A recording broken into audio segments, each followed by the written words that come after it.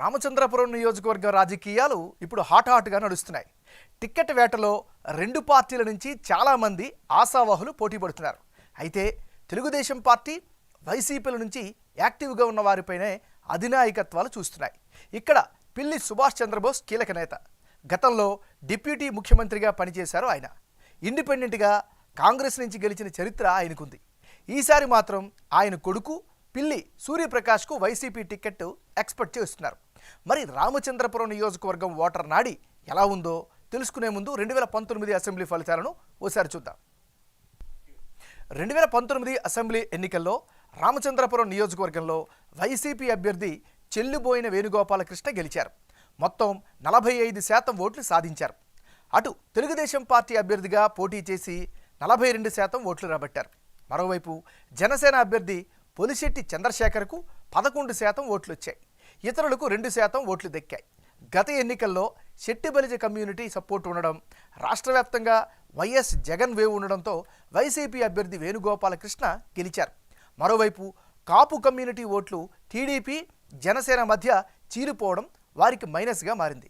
మరి ఈసారి ఆ రెండు పార్టీలు కలిసి పోటీ చేస్తుండడంతో రామచంద్రాపురం సెగ్మెంట్లో రాజకీయం ఎలా ఉండబోతోందో big TV exclusive detailed election సర్వేలో వెల్లడైనటువంటి అభిప్రాయాలను ఇప్పుడు పరిశీలిద్దాం. వైఎస్ఆర్ కాంగ్రెస్ పార్టీకి చెందినటువంటి నాయకుడు పిల్లి సూర్యప్రకాష్. మరి ఈయనకు రానున్న ఎన్నికల్లో అనుకూలంగా ఉండేటువంటి అంశాలు ఏమిటి పరిశీలిస్తే, పిల్లి సుభాష్ చంద్రబోస్ రాజకీయ వారసత్వం ఈయనకి ఖచ్చితంగా కలిసొచ్చే ఫ్యాక్టర్. ముఖ్యంగా పార్టీ కార్యక్రమాల్లో చాలా యాక్టివ్గా పార్టిసిపేట్ చేస్తున్నారు. ఇదొక అదనపు బలంగా చెప్పుకోవచ్చు. మరీ ముఖ్యంగా పబ్లిక్ మీటింగులు, ప్రచారాల్లో జోరునైతే బాగా పెంచారు. ఇది కూడా ఆయనకి కలిసొచ్చే అంశం. ముఖ్యంగా సమస్యలను పరిష్కరించడంలో చొరవ చూపిస్తారు అనేటువంటి అభిప్రాయం కూడా ఈయన పట్ల వినిపిస్తుంది. గ్రామాన క్యాంపెయినింగ్ కూడా బలంగా చేస్తున్నారు. మరీ ముఖ్యంగా యువతలో సూర్యప్రకాష్కు మంచి ఇమేజ్ కనిపిస్తోంది. అయితే దీంతో పాటుగా పిల్లి సూర్యప్రకాష్ తీరుపై కేడర్లో కూడా చాలా సంతృప్తి వ్యక్తమవుతుంది. ఇవన్నీ కూడా ఈయనకు అనుకూలమైనటువంటి అంశాలుగా చెప్పుకోవచ్చు. మరి ఈయనకు ఉండేటటువంటి మైనస్ పాయింట్స్ ఏంటి పరిశీలిస్తే, ప్రధానంగా ప్రభుత్వ వ్యతిరేకతను ఎలా అధిగమిస్తారు అనేటటువంటి ప్రధానమైనటువంటి సందేహం అయితే ఈయనకు మైనస్ అయ్యే అవకాశం ఉంది. ప్రభుత్వ ఇల్లు అందరికీ అందకపోవడంపై నిరాశ అయితే కనిపిస్తోంది. మరి ముఖ్యంగా పామర్రు, కజలూరు మండలాల్లో దారుణంగా రోడ్లు అయితే కనిపిస్తున్నాయి. రామచంద్రాపురంలో డ్రైనేజీ పొంగి పొర్లి రోడ్లపైకి రావడం కూడా సామాన్యులకు ఇబ్బంది కలిగిస్తుంది. అమ్మఒడి, విద్యా దీవెన నిధులు ఆలస్యంగా రిలీజ్ అవుతుండడం కూడా మరో మైనస్గా చెప్పుకోవచ్చు. ఇది ఈయనకు ఉండేటటువంటి ప్లస్లు, మైనస్లు. తెలుగుదేశం పార్టీకి చెందినటువంటి నాయకుడు రెడ్డి సుబ్రహ్మణ్యం. మరి రెడ్డి సుబ్రహ్మణ్యానికి రానున్న ఎన్నికల్లో అనుకూలమైనటువంటి అంశాలు ఏమిటి పరిశీలిస్తే, సీనియర్ రాజకీయ నాయకుడిగా ఈయనకి నియోజకవర్గంలో బలమైన గుర్తింపు కనిపిస్తోంది. ప్రజలకు అన్ని సందర్భాల్లో అందుబాటులో ఉంటారు అనేటటువంటి పాజిటివ్ టాక్ కూడా ఈయన పట్ల కనిపిస్తోంది.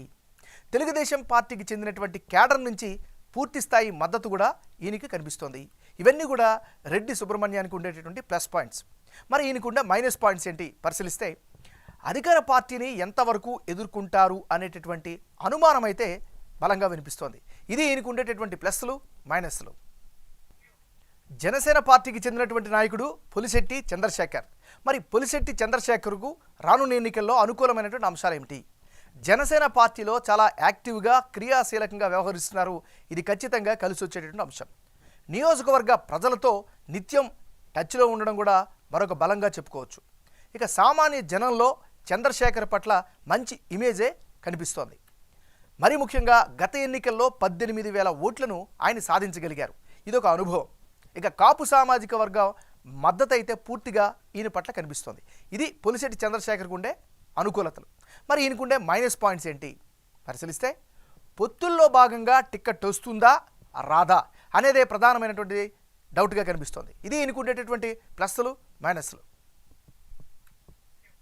రానున్న ఎన్నికల్లో రామచంద్రాపురం నియోజకవర్గంలో ఎవరెవరు పోటీలో ఉంటే ఫలితాలు ఏ విధంగా వచ్చే అవకాశం ఉందో పరిశీలిద్దాం. పిల్లి సూర్యప్రకాష్ వర్సెస్ రెడ్డి సుబ్రహ్మణ్యం. వీళ్ళిద్దరి మధ్య గనక ఇప్పటికిప్పుడు ఎన్నికలు జరిగితే రామచంద్రాపురం నియోజకవర్గంలో వైసీపీ, టీడీపీ మధ్య ఉత్కంఠ పోరు ఖాయంగా కనిపిస్తోంది. ప్రధాన పార్టీల అభ్యర్థుల మధ్య కేవలం 1% ఓటు షేర్ మాత్రమే గ్యాప్ కనిపిస్తోంది. వైసీపీకి కాస్త ఎడ్జు ఉన్నా ఎన్నికల నాటికి తటస్థ ఓటర్ల మైండ్ సెట్ ప్రకారమే గెలుపు ఓటములు డిసైడ్ కానున్నాయి. వైసీపీ అభ్యర్థిగా పిల్లి సూర్యప్రకాష్ పోటీ చేస్తే 47% ఓట్లు, టీడీపీ నుంచి రెడ్డి సుబ్రహ్మణ్యం బరిలో దిగితే 46% ఓట్లు, ఇక ఇతరులకు 7% ఓట్లు వచ్చే ఛాన్సెస్ కనిపిస్తున్నట్లు బిగ్ టీవీ సర్వేలో తేలింది. వైసీపీ అభ్యర్థి పిల్లి సూర్యప్రకాష్కు స్ట్రాంగ్ క్యాడర్ సపోర్టు, తండ్రి వారసత్వం, ప్రజలతో మమేకమవ్వడం, అలాగే జగన్ ప్రభుత్వ పథకాలపై జనంలో సంతృప్తి ఉండడం కలిసి వచ్చేలా కనిపిస్తున్నాయి. ఇక తెలుగుదేశం పార్టీకి వచ్చే ఓట్ షేర్కు కారణం టీడీపీ జనసేన కలిసి బరిలో దిగుతుండడం. ఈ రెండు పార్టీల ఓట్ల బదిలీ పగడ్బందీగా జరిగితే ఎన్నికల నాటికి గెలుపు అవకాశాలను అందిపుచ్చుకునే అవకాశాలున్నట్లు సర్వేలో తేలింది.